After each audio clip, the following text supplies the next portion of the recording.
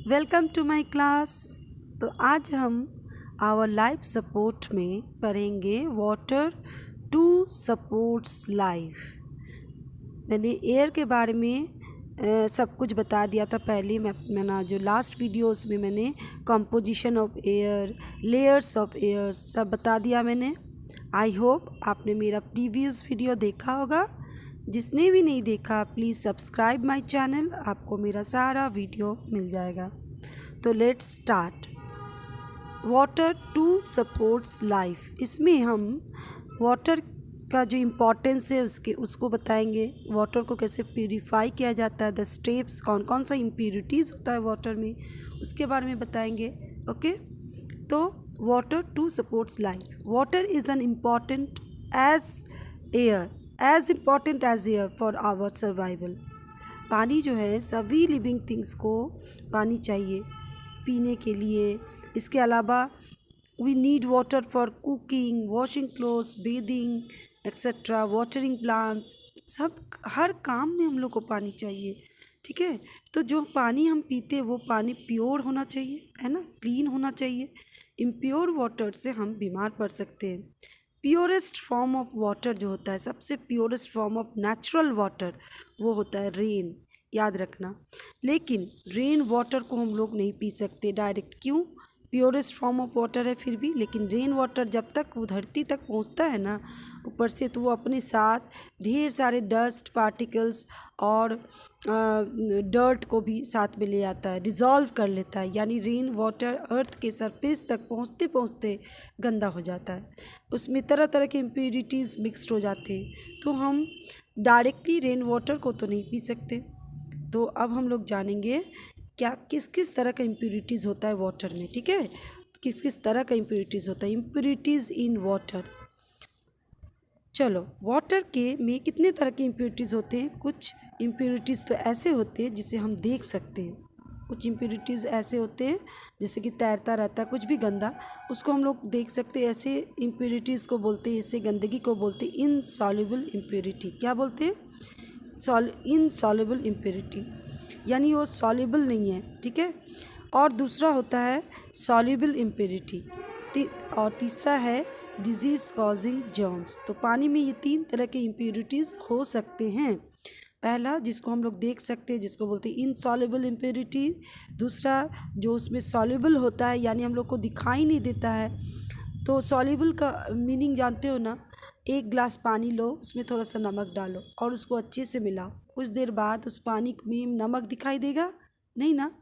तो वो हो गया, मान लो नमक जैसा ही कुछ और सब्सटेंस ऐसे होते हैं जो पानी में घुले रहते हैं, जो दिखाई नहीं देते।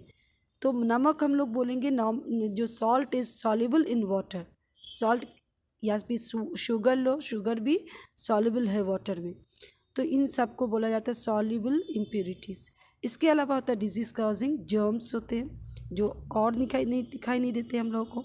तो हम लोग अब इन सब के रिमूवल के बारे में पढ़ेंगे। ठीक है, सबसे पहले हम लोग पढ़ेंगे soluble removal of insoluble impurities. Insoluble impurities यानी कि जो पानी में दिखाई देता है, इसे रिमूव करने के लिए जो प्रोसेस है वो है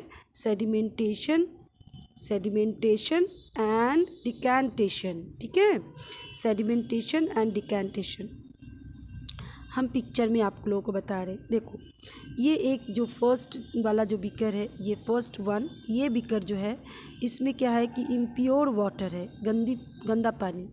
तो हम लोग क्या करेंगे ना, इसको पहले थोड़ा सा चम्मच से हिला दो तो पूरा गंदगी जो है पानी के अंदर मिक्स्ड हो गया। थोड़ी देर के लिए इसको खाली छोड़ देना है। Leave the water for few minutes, leave the impure water for few minutes. तो क्या होगा, जो इनसॉल्युबल इम्प्यूरिटी है, यानी जो सॉल्युबल नहीं है, जैसे कि वाटर में अगर सैंड या मिट्टी मिलाओगे तो क्या वो सॉल्युबल होगा? नहीं ना।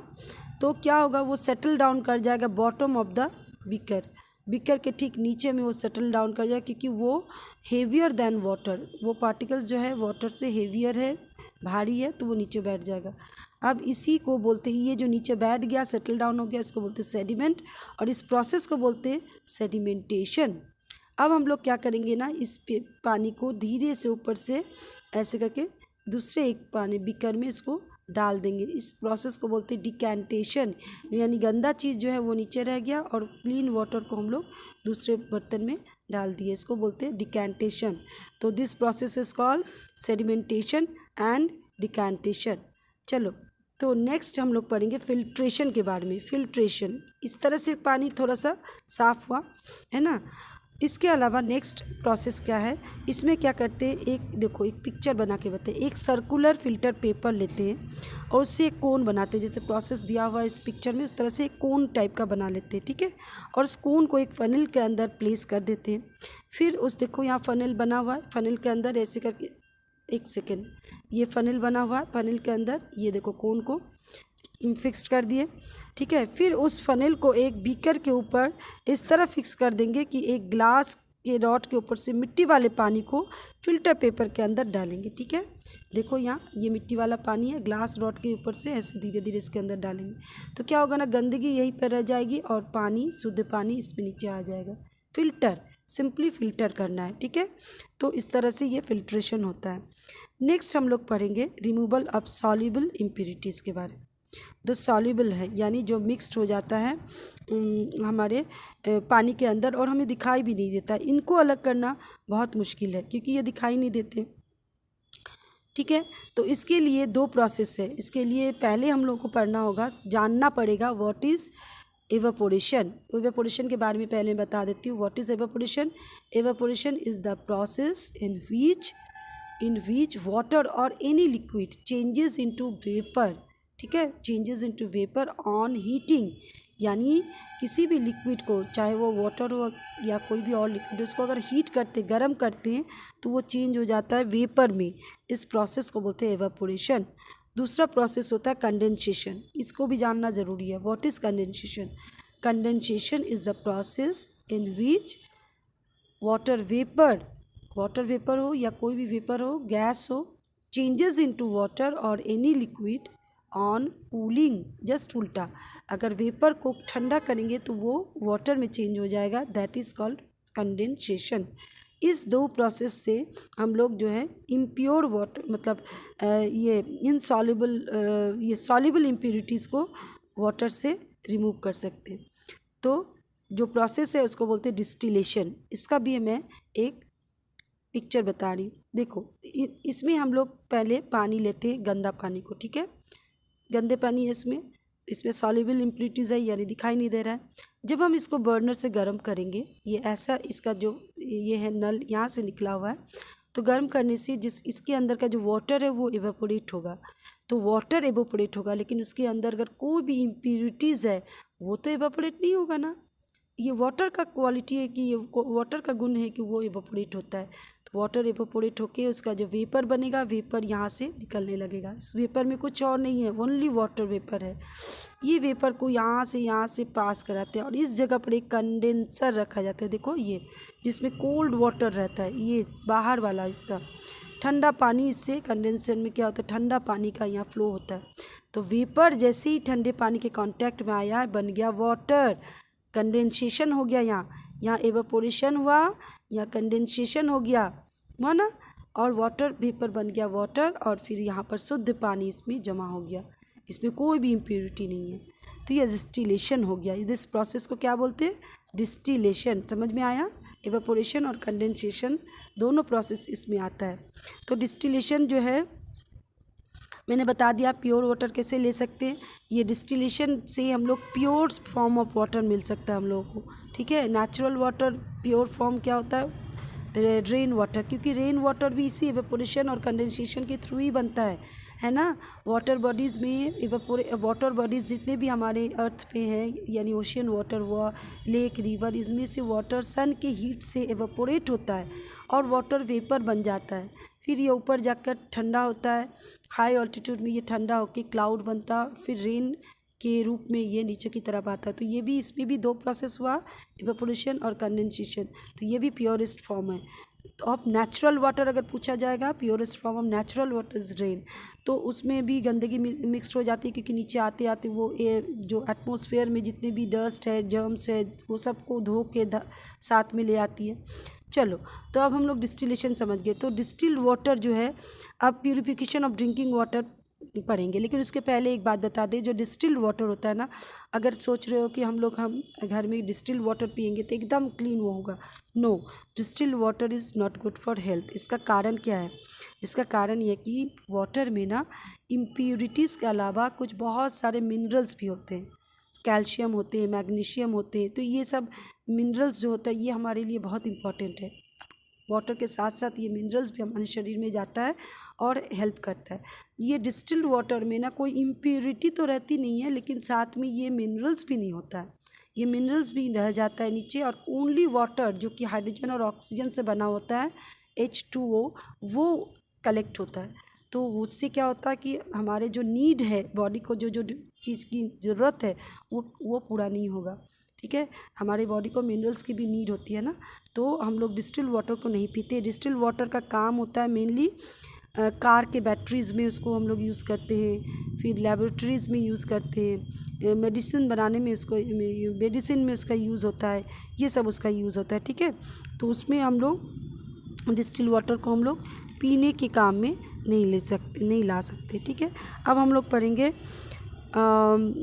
इसके एक्सपेरिमेंट वगैरह। चलो अब हम लोग पढ़ेंगे purification of drinking water. Drinking water जो होता है, जो रोज़ सप्लाई वाटर हमारे घर में आता है ना, उसको प्यूरिफाई कैसे किया जाता है ये जानना बहुत ज़्यादा ज़रूरी है। ठीक है, प्यूरिफिकेशन ऑफ ड्रिंकिंग वाटर।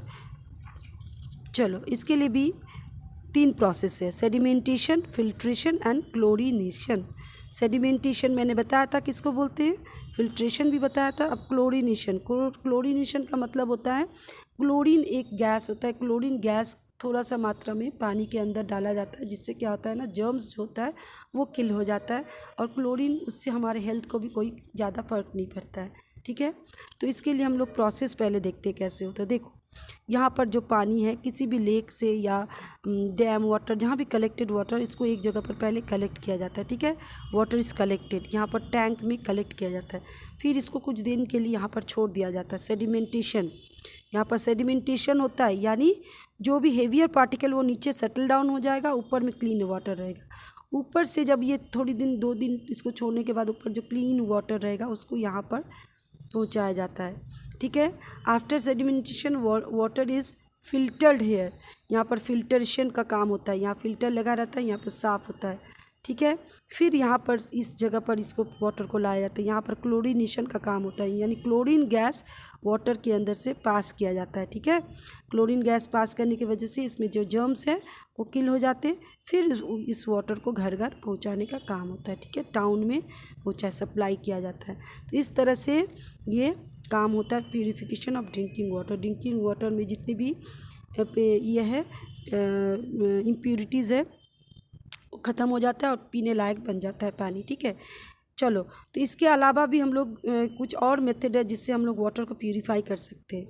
मैं बता रही हूँ, boil water for at least 10 minutes, 10 minute के लिए वाटर को बॉयल करो। बॉइलिंग से भी जो जर्म्स होते हैं वो किल हो जाते हैं और जो है वाटर पीने लायक बन जाता है। और उसको एक कपड़े से ही छान लो, किसी भी कपड़ा, एकदम पतला कपड़े में उसको छान के पियो। ठीक है, use a water filter to store drinking water. हमारे सबके घर में अभी RO सिस्टम और बहुत सारे कैंट वगैरह आ चुका है, ये इससे भी हम लोग स्टोर कर सकते हैं वाटर को, ये फ़िल्टर का यूज़ कर सकते हैं। इससे क्या होता है कि मतलब सारे जर्म्स भी किल हो जाते हैं और वाटर एकदम क्लीन हो जाता है। Add potassium permanganate crystals to wells for killing germs. गाँव के में जहाँ पर लोग वेल से पानी लेके तुरंत पीते हैं, तो वहाँ पर वेल के अंदर पोटेशियम पर मैग्नेट का क्रिस्टल डाला जाता है। ठीक है, इससे जर्म्स जो है मर जाते हैं। समझ में आ गया? तो ये चैप्टर में बस इतना ही था, हम लोगों ने वाटर के बारे में सब कुछ पढ़ लिया। तो अभी आप लोग प्लीज़ मेरा वीडियो जिसको भी पसंद आए एक कमेंट कीजिए, कम से कम कमेंट करो। क्वेश्चन आंसर चाहिए तो उसके लिए भी कमेंट चाहिए, कमेंट में लिखो कि मुझे चाहिए क्वेश्चन आंसर, तो फिर मैं बनाऊंगी, मुझे भी थोड़ा इंकरेजमेंट मिलेगा कि हाँ चलो सबको अच्छा लग रहा है। Okay, till then bye everyone.